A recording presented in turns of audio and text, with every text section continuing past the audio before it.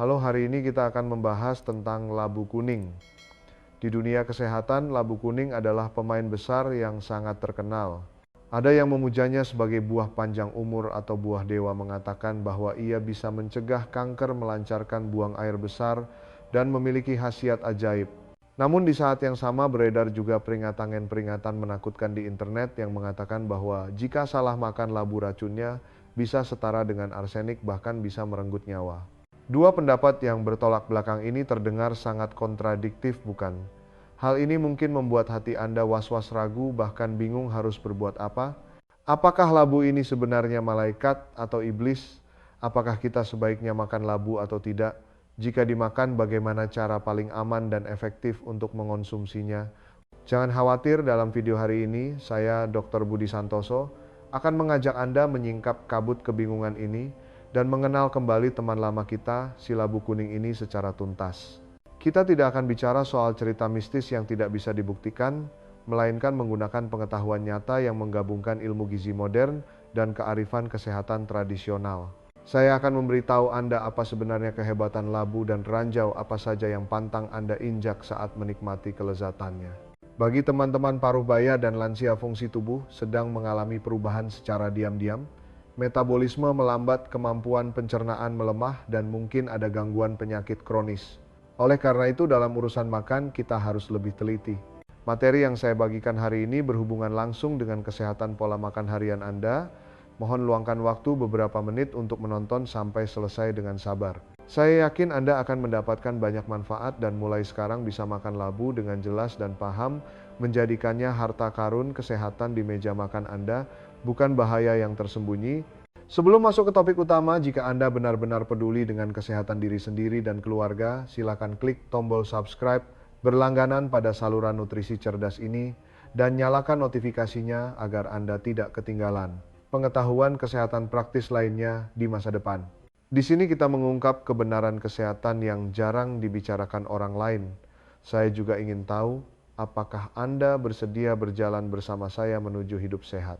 Jika Anda sedang menonton video ini dan merasakan hal yang sama, silakan ketik angka 1 di kolom komentar. Jika tidak, ketik 0. Anda juga dipersilakan berbagi pendapat Anda di kolom komentar di bawah. Baiklah, mari kita masuk ke topik hari ini. Banyak orang hanya menganggap labu sebagai jenis sayuran biasa, namun sebenarnya nilainya jauh melampaui bayangan Anda. Mulai dari daging buahnya yang kuning, keemasan biji labu yang sering dianggap sepele, hingga kulit dan bunga labu yang sering dibuang, semuanya bisa disebut sebagai gudang nutrisi. Mari kita lihat dulu manfaat nyata apa yang bisa diberikan kepada tubuh kita jika sering mengonsumsi labu dalam jumlah yang tepat. 5 manfaat utama labu kuning. Manfaat pertama, meredakan sembelit dan memperbaiki mukosa lambung, pembersih dan pelindung usus. Seiring bertambahnya usia, gerak peristaltik usus pada teman-teman lansia akan melemah. Sedikit banyak pasti pernah mengalami susah buang air besar atau bahkan masalah sembelit jangka panjang. Labu adalah senjata alami untuk mengatasi masalah ini. Di dalamnya terkandung 2 pekerja yang sangat penting. Satu adalah serat pangan larut air dan yang lainnya adalah pektin. Serat pangan ini ibarat sikat kecil yang lembut namun kuat. Setelah masuk ke usus kita, ia menyerap air, mengembang, menambah volume kotoran, dan menstimulasi dinding usus sehingga memacu gerak usus yang efektif. Ini membantu mendorong sampah di usus alias kotoran agar keluar lebih cepat dan lancar. Pektin bahkan lebih hebat lagi. Ia adalah zat pengental alami yang merangkap sebagai pelumas dan selaput pelindung. Di satu sisi, ia bisa menyerap bakteri, racun, dan zat sisa metabolisme lain di usus, membungkusnya, lalu membuangnya keluar tubuh. Ini berperan sebagai detoksifikasi sejak dari sumbernya. Di sisi lain, pektin bisa membentuk lapisan pelindung licin di dinding lambung kita. Bagi mukosa lambung ini ibarat memakai baju pelindung yang bisa mencegah iritasi langsung dari makanan kasar atau pedas, melindungi selaput lendir, saluran cerna dari kerusakan, bahkan memiliki efek membantu penyembuhan luka tukak lambung yang sudah ada. Jadi, jika Anda memiliki sakit maag atau fungsi pencernaan yang kurang baik, makan labu yang dikukus sampai lunak adalah pilihan yang sangat lembut dan menyehatkan lambung. Manfaat kedua, meningkatkan daya tahan tubuh dan mencegah flu, perisai imunitas tubuh. Saat pergantian musim, di mana perbedaan suhu pagi dan malam sangat besar, virus flu seringkali merajalela. Agar tubuh punya cukup kekuatan untuk melawan penyerbu asing, ini kuncinya ada pada imunitas tubuh kita sendiri. Polisakarida labu yang terkandung di dalamnya adalah pemicu imun alami yang sangat baik. Ia dapat secara signifikan meningkatkan aktivitas dan kemampuan menelan fagositosis dari sel-sel imun seperti makrofag dalam tubuh kita, membuat mereka bertempur lebih efisien. Ditambah lagi dengan kandungan vitamin C yang juga kaya, yang merupakan bahan baku penting untuk mendukung fungsi sel darah putih dan membantu tubuh memproduksi antibodi. Gabungan kuat keduanya ibarat membangun tembok kota yang kokoh di dalam tubuh kita, efektif membantu tubuh menangkal flu dan infeksi lain yang disebabkan oleh virus. Manfaat ketiga, menjaga kesehatan mata dan anti penuaan. Ahli kecantikan mata dan kulit. Ini berkat kandungan beta-karoten yang melimpah di dalamnya. Beta-karoten adalah harta karun yang langka. Ia memiliki dua fungsi inti. Pertama, ia adalah antioksidan kuat yang membantu tubuh menetralkan dan membersihkan radikal bebas berlebih.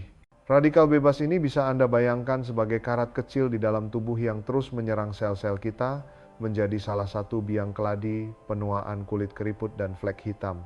Karena itu, banyak mengonsumsi beta-karoten bisa efektif melawan stres oksidatif ini, menunda penuaan dan menjaga kulit tetap sehat bercahaya.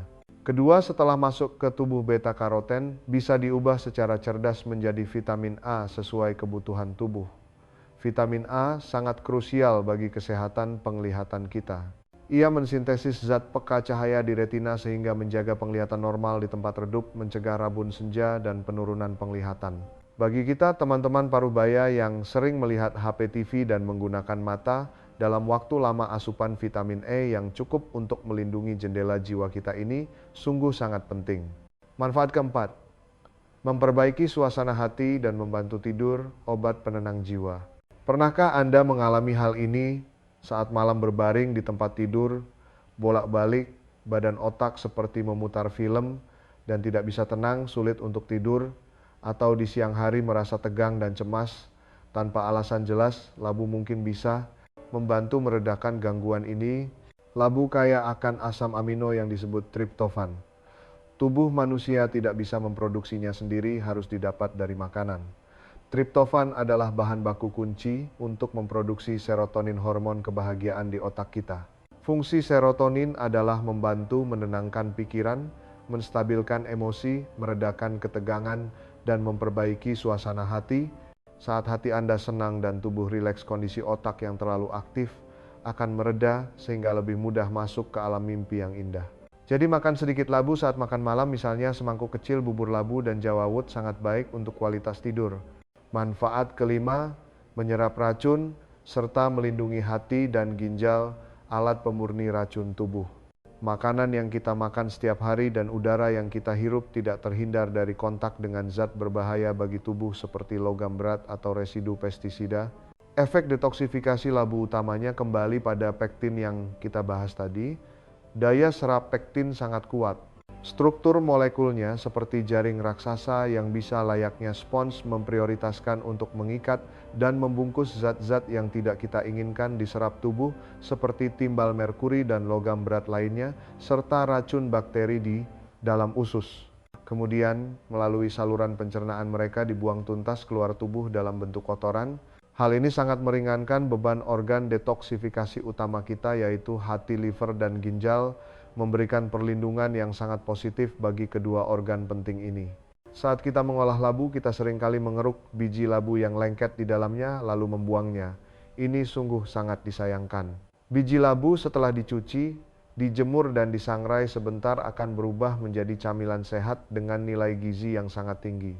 Pedoman gizi seimbang merekomendasikan makan 25,35 gram kacang-kacangan dan biji-bijian setiap hari, dan biji labu adalah salah satu pilihan terbaik. Rutin makan segenggam kecil setiap hari memberikan manfaat luar biasa. Manfaat biji labu 1. Menurunkan kolesterol jahat, penjaga kardiovaskular. Biji labu mengandung zat kimia bernama fitosterol. Struktur molekul zat ini sangat mirip dengan kolesterol dalam tubuh kita. Ia bisa bersaing di usus untuk diserap lebih dulu, sehingga efektif menghambat penyerapan kolesterol jahat LDL dari makanan, membantu menurunkan kadar kolesterol jahat dalam darah. Ini sangat berarti untuk mencegah aterosklerosis, pengerasan pembuluh darah, penyakit jantung koroner, dan penyakit kardiovaskular lainnya. 2. Mencegah masalah prostat, pengawal kesehatan pria.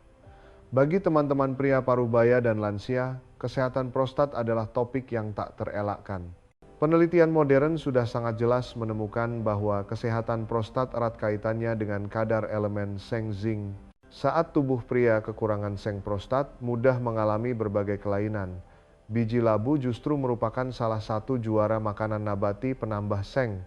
Jadi rutin makan biji labu original tanpa bumbu berlebih setiap hari memiliki khasiat terapi makanan yang baik untuk melindungi kesehatan prostat serta mencegah dan memperbaiki masalah terkait. 3. Memperbaiki tidur, pengatur tidur alami. Sama seperti daging labu, biji labu juga kaya akan triptofan yang membantu produksi serotonin dan melatonin. Melatonin adalah hormon inti yang mengatur siklus tidur bangun kita. Selain itu, biji labu kaya akan magnesium. Magnesium adalah perelaksasi otot alami yang membantu menenangkan saraf dan membuat tubuh lebih mudah masuk ke kondisi rileks. Kombinasi triptofan dan magnesium menjadikan biji labu pasangan emas untuk memperbaiki tidur. Bagi banyak warga kota, pucuk labu, daun labu, dan bunga labu mungkin dianggap sampah dapur, tapi di pedesaan mereka adalah hidangan musiman yang lezat di meja makan. Tidak hanya enak, khasiat kesehatannya juga tidak boleh diremehkan. Manfaat pucuk dan bunga labu. 1. Membersihkan panas dan meredakan api penyejuk di hari panas. Dari sudut pandang terapi makanan tradisional, pucuk dan bunga labu sifatnya agak dingin, memiliki khasiat membersihkan panas, detoksifikasi, meluruhkan air seni, diuretik, meredakan bengkak, dan mendinginkan darah. Di musim panas yang terik, jika Anda merasa tubuh gerah gelisah dan haus, masaklah sup bening pucuk labu. Rasanya segar dan menghilangkan rasa berminyak. Bunga labu segar yang dibalut tepung dan digoreng menjadi bakwan juga punya cita rasa tersendiri. Tidak hanya memuaskan lidah, tapi juga membantu tubuh membersihkan hawa panas musim panas. 2. Menurunkan lemak dan berat badan. Pucuk labu mengandung serat pangan yang sangat kaya namun sangat rendah kalori. Setelah dimakan, rasa kenyangnya sangat kuat sehingga efektif mengontrol porsi makan. Sekaligus ia memperlancar gerak usus, membantu kita membersihkan usus dan membuang racun. Bagi teman-teman yang lemak darahnya agak tinggi atau ingin mengontrol berat badan, menjadikan tumis pucuk labu atau pucuk labu bawang putih sebagai sayuran harian adalah pilihan kesehatan yang sangat hebat. Baiklah, setelah membahas segudang manfaat labu, sekarang kita masuk ke bagian paling inti dan krusial hari ini. Seperti pepatah air, bisa mengapungkan perahu tapi juga bisa menenggelamkannya, makanan pun demikian. Makan dengan benar adalah obat, makan dengan salah bisa jadi racun yang merusak tubuh. Labu bersifat hangat. Jika dipadukan dengan makanan yang tidak cocok atau dimakan oleh orang dengan kondisi tubuh yang tidak pas, bisa memicu masalah serius. 6 pantangan kombinasi makanan dengan labu. Mohon diingat. 1. Labu dan daging kambing. Menyiram minyak ke dalam api, sembelit perut begah. Daging kambing adalah tonik musim dingin yang bersifat sangat panas, bisa menghangatkan tubuh dan memulihkan tenaga. Labu sendiri juga makanan yang bersifat hangat. Jika dua benda yang sama-sama hangat ini dimakan bersamaan dalam jumlah banyak, ibarat menyiram minyak ke dalam api. Sangat mudah menumpuk hawa panas berlebih di dalam tubuh, menyebabkan apa yang disebut key stagnation, aliran energi tersumbat. Gejalanya berupa perut kembung, pencernaan buruk, bahkan memperparah sembelit, tinja kering, dan sulit keluar. Terutama bagi teman-teman yang sedang menderita penyakit infeksi seperti flu radang paru-paru atau sedang demam, di mana tubuh sudah ada hawa jahat panas, kombinasi ini mutlak dilarang jika tidak akan memicu api dan memperburuk penyakit. 2. Labu dan cuka, nutrisi sia-sia, nilai gizi anjlok. Banyak orang suka menambahkan cuka saat memasak untuk menambah rasa segar dan aroma. Tapi kebiasaan ini harus diubah saat memasak labu. Karena cuka mengandung asam asetat, zat asam ini akan langsung merusak nutrisi paling kaya dalam labu, yaitu beta-karoten dan vitamin lainnya. Anda awalnya ingin makan labu untuk melindungi mata dan anti penuaan, tapi gara-gara ditambah cuka nutrisi, kuncinya hilang. Bukankah itu sama dengan makan sia-sia? Jadi entah itu tumis labu, kukus labu, atau sup labu, ingatlah untuk tidak menambahkan cuka. 3. Labu dan bayam saling menghancurkan. Ini adalah kasus klasik perang internal vitamin yang perlu kita perhatikan. Bayam terkenal kaya akan vitamin C. Namun labu secara alami mengandung enzim pengurai vitamin C. Jika kedua bahan ini dimasak atau dimakan bersamaan, enzim pengurai dalam labu akan seperti gunting kecil yang menyerang vitamin C dalam bayam, menguraikan dan merusaknya, membuat nilai gizi bayam turun drastis. Di saat yang sama, dalam proses reaksi kimia ini, nilai gizi labu sendiri juga akan berkurang. Jadi agar nutrisi kedua sayuran unggul ini bisa diserap maksimal oleh tubuh, sebaiknya masak atau makan secara terpisah di waktu makan berbeda. 4. Labu dan ubi jalar bom pati usus sengsara.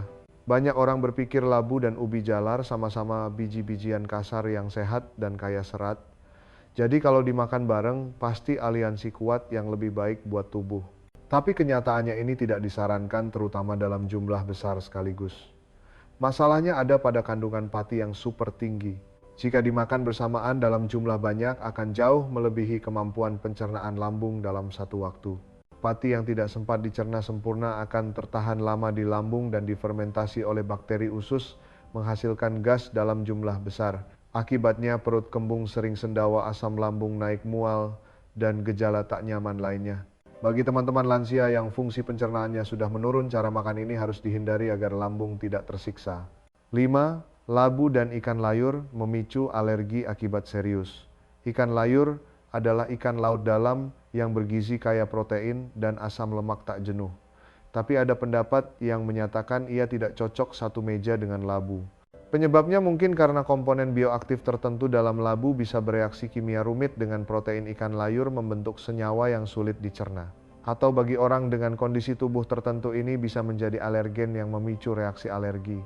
Yang ringan mungkin hanya gatal-gatal kulit atau muncul ruam merah. Yang parah bisa sampai mual, pusing, dan gejala keracunan lainnya.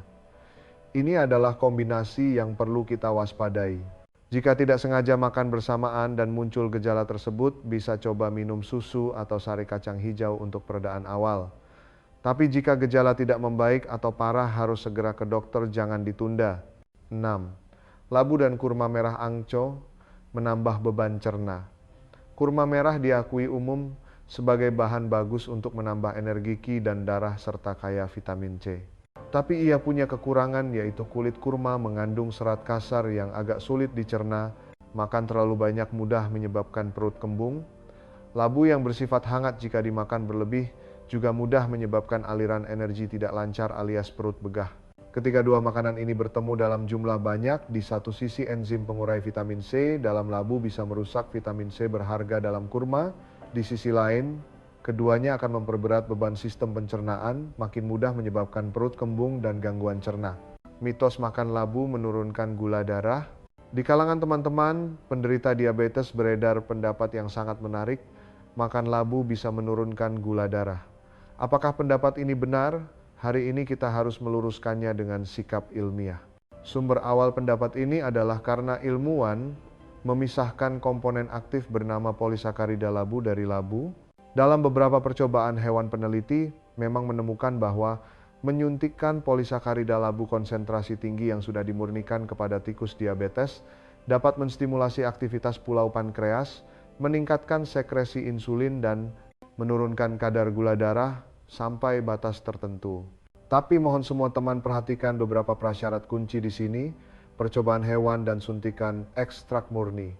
Ini benar-benar berbeda total dengan kita yang pergi ke pasar beli labu, lalu memakannya di rumah.